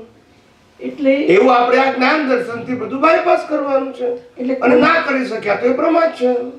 એટલે કોઈ પણ સંજોગોમાં સપોઝ હું રાગમાં ઇન્વોલ્વ થઉં તે ટાઈમે સજાગ થઈને એક ના આ રાગ કે દ્વેષ ગમે એક તો હશે જ, બેમાંથી એક તો હોવું જ જોઈએ, તો તે જ વખતે સજાગતા રાખીને કે ના હું આનાથી જુદો છું. બસ આધ્યાત્મ વિજ્ઞાન પ્રકૃતિમાં રહેલા રાગ દ્વેષને રાગ દ્વેષ કહેતું નથી, પણ પ્રકૃતિમાં થયેલા રાગ દ્વેષને એટેચ થવું એને રાગ દ્વેષ કહે છે. ક્રિયાને નહીં, રાગ દ્વેષની ક્રિયાને રાગ દ્વેષ નથી કહેતું, એ કુદરતી રચના કહે છે. મારા મારી કરે તો એ કુદરતી રચના, પ્રેમ કરે તો એ કુદરતી રચના, પણ એ હું કરું છું તો પછી રાગ દ્વેષ છે. એટલે રાગ જ્યારે થાય ત્યારે માણસ આપણને ખબર તો પડે છે કે મને આ રાગ થયો કે સામે જોડે દ્વેષ થયો, એ એક ક્ષણે ક્યાંય કુદરતી રચના દેખાવું જોઈએ, મને થયું ના દેખાવું જોઈએ. પ્રકૃતિને ભલે થયું પણ હું પ્રકૃતિ નથી માટે મને નથી થયું. બરાબર. મારા માટે આ અવસ્થા એ કુદરતી રચના છે, કારણ કે હું એનાથી મુક્ત એવો શુદ્ધ આત્મા છું. આ મારી અવસ્થા નથી. એટલે I just wanted to know the application part of it. Most important application પછી જ એક્સપિરિયન્સ આવે, હા, અને જેટલું એપ્લિકેશનમાં પરફેક્ટનેસ એટલું એક્સપિરિયન્સમાં પરફેક્ટનેસ. અને એપ્લિકેશનમાં પહેલા જ્ઞાન દર્શનની સાયન્ટિફિક ક્લેરિફિકેશન, બરાબર. કારણ કે ક્લેરિફિકેશન ને તો એપ્લિકેશન કેમનું કરશો, સમજાયું ને? એટલે જ્ઞાન દર્શનની વિઝનમાં ક્લેરિટી, એ ક્લેરિટીનું બીજું સ્ટેપ આવશે એપ્લિકેશન, અને થર્ડ સ્ટેપ આવશે એક્સપિરિયન્સ. આખી ઇન્ટરનલ સાયન્ટિફિક પ્રોસેસ છે. આની રિવર્સ પ્રોસેસ, એનું નામ અજ્ઞાન. અજ્ઞાનતા. પ્રોસેસ તો આ જ છે પણ એની રિવર્સ થાય. અહીંયા સનાતન સત્ય અને સિદ્ધાંતનો સબ્જેક્ટ છે, અહીંયા રિલેટિવ સત્ય અને ડુઅરશિપનો સબ્જેક્ટ છે. માલિકી ભાવનો અને કર્તા ભાવનો સબ્જેક્ટ આવે તો પછી એ સંસાર ઉભો થાય. પ્રોસેસ તો આ જ છે, એમાં આ જ પ્રોસેસ છે. એટલે એપ્લિકેશન ઉપર વધારે ને વધારે સજાગતા રહીને જાગૃતિ રહીને આમાં આગળ વધવાનું થાય તો ડેવલપમેન્ટ આપણું વધતું જાય અને છૂટા રહેતા જાય. બસ. અને આ પ્રોસેસમાં પ્લસ પોઈન્ટ એટલો જ છે, ધર્મમાં અને વિજ્ઞાનમાં ફંડામેન્ટલ બેનિફિટ શું છે કે ધર્મ ક્યારેય કેરી ફોરવર્ડ થતો નથી, કારણ કે પ્રત્યેક અવતારે બદલાય છે. અને વિજ્ઞાન કેરી ફોરવર્ડ થયા વગર રહેતું નથી, કારણ કે સર્વકાળ માટે એક જ છે.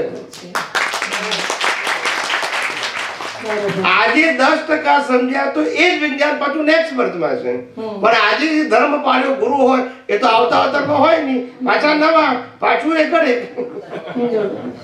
એટલે ધર્મ કેરી ફોરવર્ડ ના થાય, ધર્મને આધારે પાપ પુણ્ય કેરી ફોરવર્ડ થાય, પણ ધર્મ પણ વિજ્ઞાન એવું છે કે પ્રત્યેક અવતારે કેરી ફોરવર્ડ થાય. માટે વિજ્ઞાનને ડેવલપમેન્ટ સાથે સંબંધ છે, અને ધર્મને પાપ પુણ્ય. પાપ પુણ્ય કરવાના, ભોગવવાના, કરવાના, ભોગવવાના, પ્રગતિ નહીં. દેવલોકમાં જાઓ તો એ પ્રગતિ. અને હમણાં વાત કરી હતી ને દેવાદી, દેવોના દેવ. એ દેવોના દેવ કોણ છે ખબર છે? દુનિયાના લોકો દેવોના દેવ મહાદેવ કે છે, પણ દેવોના દેવ પ્રગટ થયેલો આત્મા જેની ઇન્દ્ર મહારાજા પણ સેવા કરે એ દેવોના દેવ. બરાબર. અંદર રહેલો પ્રગટ થયેલો પરમાત્મા એ દેવોનો દેવ છે, એ મહાદેવ છે. સમજાય છે કે જેની ઇન્દ્ર પણ પૂજા કરે છે. બરાબર. સમજાય છે? તીર્થંકર ભગવંતો અને કેવડી ભગવંતોને જ્યારે કેવળ જ્ઞાન થાય ત્યારે દેવો હાજર હોય, નિર્વાણ થાય ત્યારે હાજર હાજર હોય. હોય. સમજાય છે? કારણ કે પરમાત્માની વેલ્યુ છે, એ મહાદેવ છે, બીજા કોઈ મહાદેવ નથી. બાકી લૌકિક છે. પછી બરાબર છે. ખરેખર મહાદેવ આ છે કે જેની દેવો પણ પૂજા કરે. ઇન્દ્ર મહારાજાને પણ તીર્થંકર વખતે આવવું પડે. આવવું પડે. વિચાર કરો. કરવું પડે બધું એમ. ખ્યાલ આવ્યો? માતાના ચવન કલ્યાણકમાં આવે, જન્મ કલ્યાણકમાં આવે, દીક્ષા કલ્યાણકમાં આવે, કેવળ જ્ઞાન કલ્યાણકમાં આવે અને નિર્વાણ કલ્યાણક. પાંચેય કલ્યાણકમાં દેવને હાજર રહેવું પડે, એ દેવોની સેના સાથે. સેના સાથે. બરાબર છે. સમજાય છે? એટલે આ તમને સમજાય એટલા માટે કહું છું. એટલે દેવા મહાદેવ આને કહેવાય, બરાબર છે. પરમાત્માને મહાદેવ કહેવાય. અચ્છા, એક પ્રશ્ન. હા. જ્યારે આપણે લઈને આવ્યા છે કે ભાઈ પાઠ પૂજા કરું છું કે આ કરું છું તે કરું છું, હવે એ વખતે લઈને આવ્યા છે એટલે ક્રિયા તો થવાની જ છે મારાથી. બરાબર પણ છે. એ સમયે હવે ખબર પડી કે ક્રિયા કરતી વખતે મારે જાગૃતિ રાખવાની છે, તો એ ક્રિયા કરું તે વખતે મારે સપોઝ હું પૂજા કરું છું એક્ઝામ્પલ, તે વખતે મારે ના હું આનાથી જુદો શુદ્ધ આત્મા છું એ રીતના મનમાં રાખવાનું. પેલા સાયન્સ સમજી લો. એ તો સમજે સાહેબ. થિયરી કરતા સમજાવો તમને. ના હજુ તો ઘણા કોર્નર બાકી છે સમજવાના સાયન્સના. આ તો જેમ જેમ તમારા પ્રશ્ન આવે એમ અમે જવાબ બોલીએ. બરાબર. પહેલી વસ્તુ એ કે આપણા ઘરમાં ઇલેક્ટ્રિક લાયા, ઇલેક્ટ્રિકનો પાવરનું શું લાયા? ગવર્મેન્ટનું કનેક્શન લાયા. Doesn't matter it is a light or fan or AC or fridge or washing machine or TV. બરાબર. એમ આઈ રાઈટ? તો કનેક્શન ઇઝ અ પાવર. બરાબર છે? એ તમારા ઘરમાં આવી ગયો. હવે કનેક્શન પર તમારે પંખો લગાવશો તો શું થશે? થશે. લાઈટ લગાવશો તો, લાઈટ થશે. એસી કરશો તો, એસી થશે. ગીઝર કરશો તો, ફ્રીજ તો કે છે કે આ મિકેનિઝમ છે. પણ પાવર કોનો? Main power. એના આધારે આ બધું એક્ટિવ છે, નહીં તો ના થાય. એવી રીતે આત્માનો પાવર એની હાજરીમાં બંધાયેલા કર્મ ગયા અવતારમાં એ કર્મના ફળ રૂપે કુદરતે શરીર આપ્યું અને સંજોગો આપ્યા. સંજોગોને મિકેનિઝમ કહેવાય. લાઈટ, પંખો, એસી, ફ્રીજ એ મિકેનિઝમ કહેવાય. પાવર એક જ. બરોબર છે. બરાબર છે? અને એ પાવર ના હોય તો આ મશીન કામ કરે નહીં. કશું જ કામ ના કરે. એવું આય ના કામ કરે, સારું ના કરે, ખરાબ ના કરે, કશું ના કરે. બરોબર. એટલે મિકેનિઝમ છે એ મશીન છે. કોઈ પણ ક્રિયાને મિકેનિઝમ કહેવાય, મિકેનિકલ કહેવાય. બરોબર છે. મિકેનિકલ એ અલગ અલગ પ્રકારનું મિકેનિઝમ વાળું કર્મને શું છે? પૂરું કરવા માટેનો સંજોગ. સંજોગ. જેમ મારી પુણ્ય હોય એને ભોગવવા માટે કુદરત પંખો આપે, એસી આપે, ફ્રીજ આપે, ટીવી આપે, ઘર આપે, કાર આપે, પણ એના દ્વારા હું સુખ ભોગવું છું એને સુખ નથી. ના. પણ એના દ્વારા સુખ મળે છે એવું હું માનું છું, કારણ કે મારી બિલીફ છે. બરોબર. એ હોવાથી સુખ નથી મળતું, હું માનું છું એટલે મળે છે. હા. એ તો મશીન છે. બરોબર. મશીન સુખ દુઃખ આપતું નથી. કર્મનો પાવર મારો છે, માટે મશીન બિહેવ કરે છે કુદરતે આપ્યું છે માટે, અને મારી બિલીફનો હિસાબ પૂરો થાય છે. એમાં આત્માને કોઈ લેવા દેવા નથી.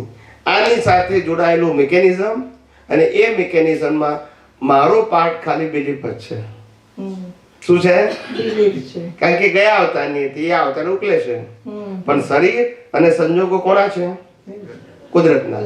એટલે આપણે કરીએ છીએ, આપણે ભોગવીએ છીએ, આપણું છે, આ બધા સબ્જેક્ટ સ્પિરિચ્યુઅલ સાયન્સમાં આવતા જ નથી. બરોબર છે. કારણ કે એ જ મિકેનિઝમ, ને મિકેનિઝમ કુદરતનું જ છે. આપણું ભાવ સિવાય કંઈ નથી. પણ એ ક્રિયા કરતી વખતે આ પણ ક્રિયા એ મિકેનિઝમ છે, એ મિકેનિઝમ છે, અને એમાં ક્રિયા કરનારો અને ક્રિયાની અવસ્થા બે કુદરતી રચના છે. બે કુદરતી રચના છે. એટલે આપણે કરીએ છીએ અથવા આપણે કરવું પડશે એ સાયન્સમાં ના આવે. શરીર એ કુદરતનું અને સંજોગો એ કુદરત.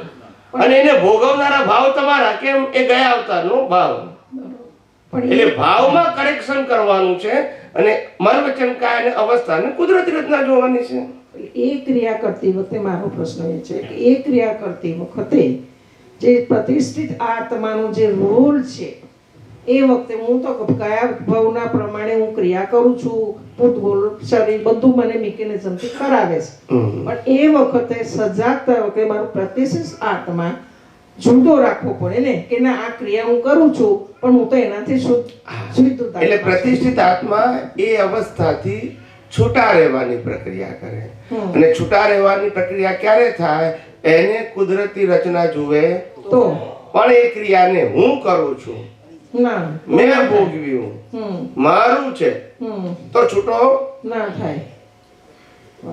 100% છૂટું જ છે. હા ખાલી રિયલાઇઝ જ કરવાનું છે, એમ કહું છું. શું કરવાનું છે? રિયલાઇઝ કરવાનું. હા, 100% છૂટું છે. બરાબર છે. આપણે કેટલું અનુભવ કરી શકીએ છીએ એ આપણા વ્યક્તિગત જ્ઞાન દર્શનના પુરુષાર્થ ઉપર આધારિત છે, પણ છે તો 100% છૂટું.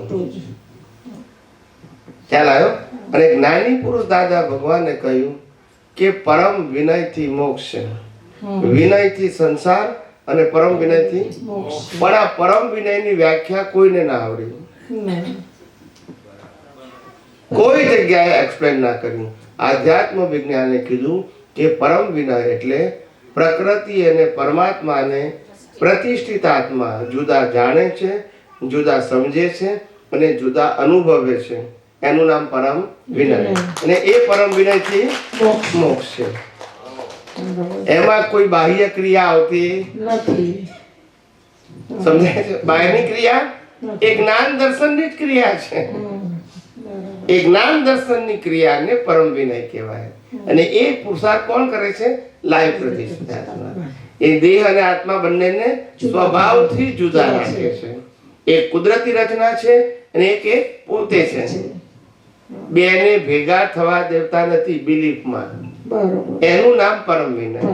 બે છે પણ બિલીફમાં ભેગા ના થવા જોઈએ.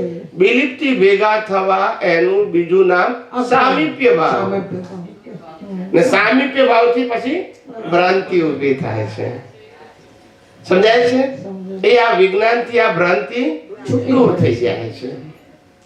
એટલે ક્રિયા માત્ર જડનો સ્વભાવ છે અને જડનો ક્રિએટર, ઓપરેટર, ડિસ્ટ્રોયર કુદરત જ છે. માટે હું કરું છું, હું બોલું છું, હું વિચારું છું, હું ભોગવું છું, હું માલિક છું, આ સબ્જેક્ટ આવતો નથી પુરુષાર્થમાં.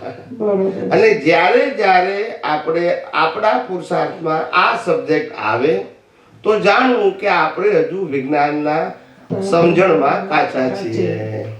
કોઈ કે તમે આ ગુનો કર્યો, હવે માફી માંગો, તો આપણે ગુનો કર્યો તે કુદરતી રચના, પેલા એ માફી માંગવાનું કીધું તે કુદરતી રચના, અને પ્રકૃતિએ માફી માંગી તે અને ના માંગી તે, પણ હું પોતે કુદરતી રચનાથી મુક્ત એવો. એટલે આ પ્રોસેસને મારે લેવા દેવા થાય તોય નહીં અને નાય થાય તોય નહીં. કારણ કે હું કરનારો હોઉં તો ઉપાધિ ને. આ તો કે પેલા એ કીધું એટલે હવે મારે માફી માંગવી પડશે, તો પાછું અજ્ઞાન. હવે આમાં એક પ્રશ્ન કે હું કરું છું એવું ના કરતા શરીર સપોઝ નામધારી છે એમ બોલે કે નામ, સપોઝ મારું નામ ઈલા છે, ઈલાએ કર્યું, મેં નથી કર્યું, એમાં કઈ ડિફરન્સ પડે સાહેબ? ના, પણ પહેલા દાદા એવું કહેતા હતા કે એવું નામધારી તમે સમજ્યા નહીં. આમાં ભૂલ શું થાય છે તમે સમજો. જ્ઞાની પુરુષ દાદા ભગવાને સબ્જેક્ટ કોઈને વાત કરી હશે, એ આપણો પ્રશ્ન નથી, ક્વેરી આપણે એમાંથી ક્વેરી નથી કરવી. આપણે ત્યારે ફ્રેશ સમજવું છે. સો ડોન્ટ કમ્પેર વિથ ધ એમની વાત અને આપણી વાત. આપણે એ સમજવું છે કે હું ઈલા છું એ બિલીફ આપણને જન્મજાત મળી છે મળી છે. અને ગાઢ થઈ ગઈ છે. હવે મારે એનાથી મુક્ત થવું છે. શું થવું છે? મુક્ત થયું. હા. એટલે કોઈ જગ્યાએ ઈલા શબ્દમાં હું ના આવવું જોઈએ ને હું હોય ત્યાં ઈલા ના આવવું જોઈએ. વ્યવહારમાં બોલીનો વાંધો નથી, હું દ્રષ્ટિની વાત કરું છું. બરોબર. કારણ કે દ્રષ્ટિમાંથી તો કાઢવાનું છે, વ્યવહારમાંથી કાઢવાનું નથી. દ્રષ્ટિમાં હું ઈલા છું અને ઈલા કરે છે એવું ના આવવું જોઈએ. ખ્યાલ આવી ગયો? કારણ કે આ તો ભૂલ છે દ્રષ્ટિમાં. એટલે બોલવાથી કઈ ના થાય કે નહીં, બોલવું એ તો ઉદય કર્મ છે, પણ સમજણમાં ના હોવું જોઈએ. બરોબર છે. હું કરતા જ નથી તો પછી હું મન વચન કાયા જ નથી તો પછી મન વચન કાયાનું નામ છે ને. એટલે એમાં ઇન્ટરપ્રિટેશન એવું થતું કે ઈલા બોડી છે, કારણ કે નામ આપ્યું છે એટલા માટે. પણ હું તો શુદ્ધાત્મા છું. ઈલા બોડીનું નામ છે એ વાત 100% સાચી. પણ આપણને જન્મજાત એવી ભ્રાંતિ આપવામાં આવી છે કે હું જ નામધારી છું. એ તોડવા માટે સમજણમાં ના રહેવું જોઈએ, કારણ કે એ તો કાઢવાનું છે આપણે. ઉદયમાંથી કાઢવાનું એ તો કુદરત કાઢશે. કોઈ કે તમારું નામ શું, તો આપણે કહું કે ઈલા, કારણ કે એને પૂછે છે, આત્માને પૂછતા નથી. તો એ ભલે કે હું ઈલા છું, પણ આપણને એવું જોઈએ કે આ ઈલાને પૂછે છે ને ઈલા જવાબ આપે છે કે હું ઈલા છું. હું ઈલા પતી ગયો. આ એટલે તે વખતે આવું જાગૃતિ રહેવી જોઈએ. બરોબર છે. આધ્યાત્મનો માર્ગ જાગૃતિનો છે, ક્રિયાનો નથી. ખ્યાલ આવ્યો?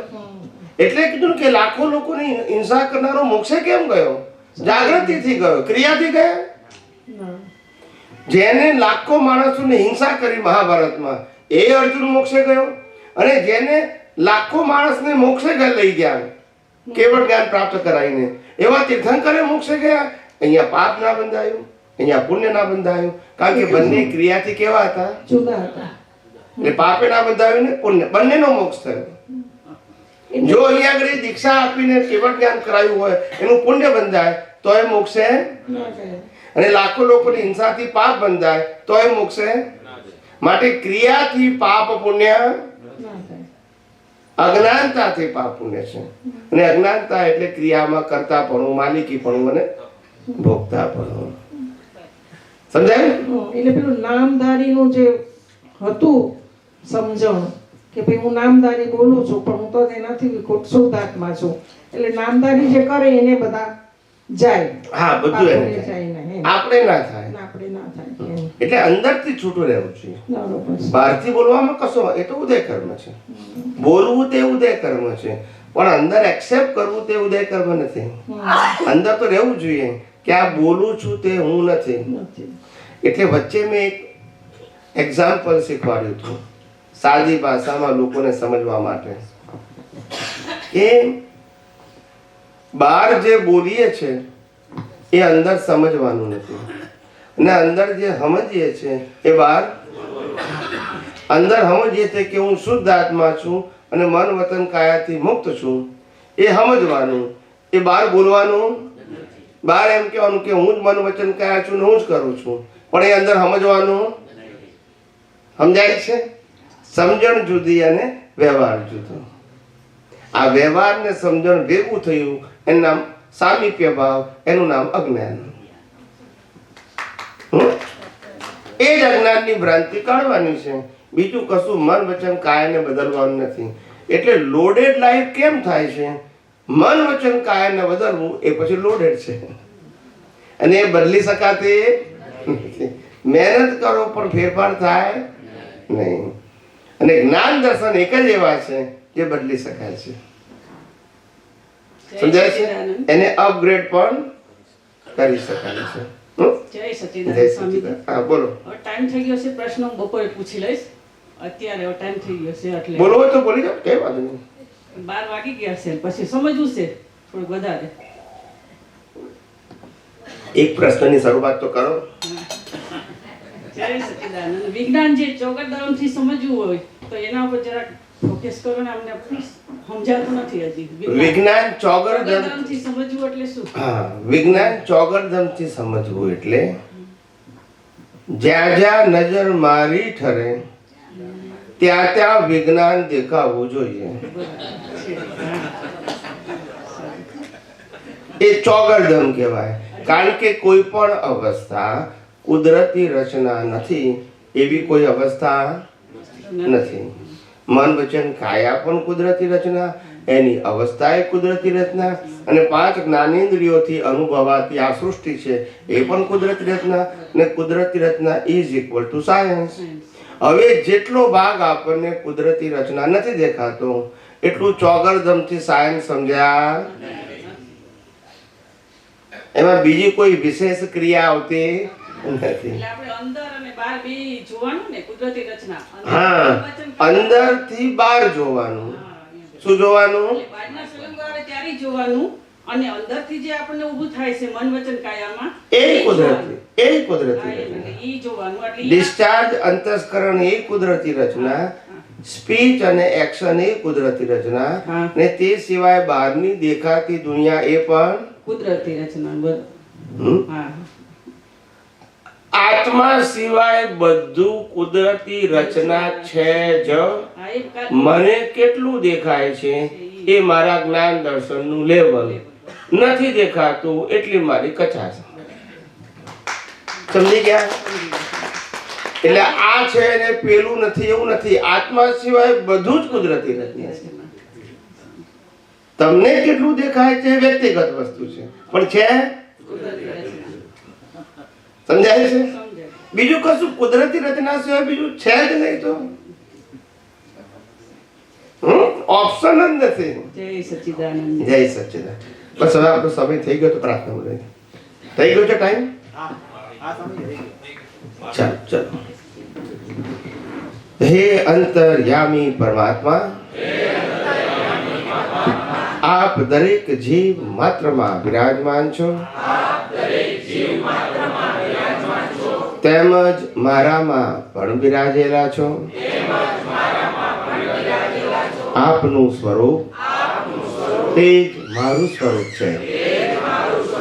મારું સ્વરૂપ શુદ્ધાત્મા છે. હે શુદ્ધાત્મા ભગવાન, હું આપને અભેદ ભાવે અત્યંત ભક્તિપૂર્વક નમસ્કાર કરું છું. અજ્ઞાનતાએ કરીને, અજાગૃતિએ કરીને, મિથ્યા જ્ઞાન મિથ્યા દર્શન સંબંધી દ્રષ્ટિથી જે કંઈ પણ દોષો થયા છે અને થાય છે એ સર્વ દોષોને આપની સમક્ષ જાહેર કરું છું. તેનો હૃદયપૂર્વક ખૂબ પસ્તાવો કરું છું અને આપની પાસે ક્ષમા પ્રાર્થું છું. હે પ્રભુ, મને ક્ષમા કરો, ક્ષમા કરો, ક્ષમા કરો. અને ફરી ફરી આવા દ્રષ્ટિ સંબંધી દોષો ક્યારે પણ ન કરું એવી આપ મને શક્તિ આપો. હે શુદ્ધાત્મા ભગવાન, આપ એવી કૃપા કરો કે અમને ભેદભાવ છૂટી જાય અને અભેદ સ્વરૂપ પ્રાપ્ત થાય. અમે તમારામાં અભેદ સ્વરૂપે તન્મયાકાર રહીએ. જય સચ્ચિદાનંદ, જય સચ્ચિદાનંદ, જય સચ્ચિદાનંદ, સચ્ચિદાનંદ.